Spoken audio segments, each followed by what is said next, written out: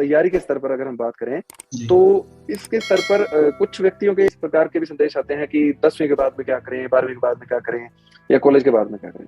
जी। तो इस स्तर पर मैं युवाओं को यही कहना चाहूंगा कि 10वीं के बाद से किसी भी प्रकार की परीक्षा के बारे में ना सोचें, क्योंकि 10वीं के बाद में आप अपनी 11वीं 12वीं पर फोकस करें। कोई भी अच्छे प्रतिष्ठित कॉलेज, अच्छे प्रतिशत मार्क्स के साथ उत्तीर्ण होकर कोई भी प्रतिष्ठित कॉलेज से कोई भी स्ट्रीम में आप अपना स्नातक कर सकते हैं, चाहे वो बीटेक है, चाहे वो बीए है, चाहे एमबीबीएस है, बीकॉम है, किसी भी स्तर पर। क्योंकि यूपीएससी में इस प्रकार की कोई भी डिमांड नहीं है कि आप कोई भी एक बीए से करो या फिर किसी भी तरीके से किसी विषय में आप उत्तीर्ण हो।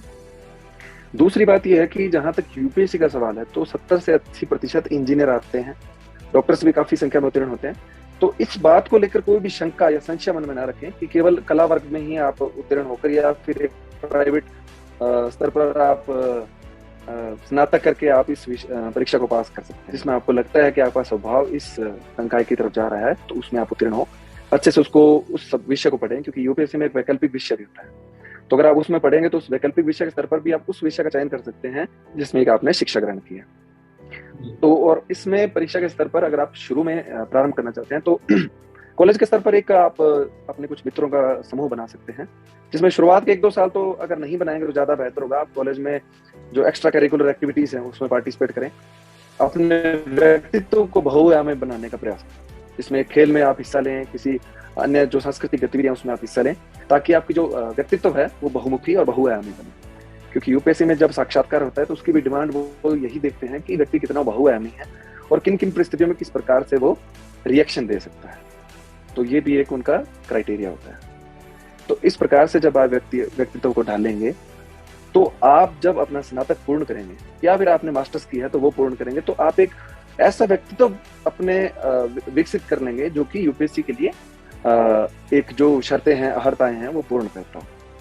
तो मैं समाज के युवाओं को यही संदेश देना चाहूंगा कि किसी भी विषय से अपनी जो बीए है, मास्टर्स है, वो पूरी करें, उसके बाद में यूपीएससी में आए।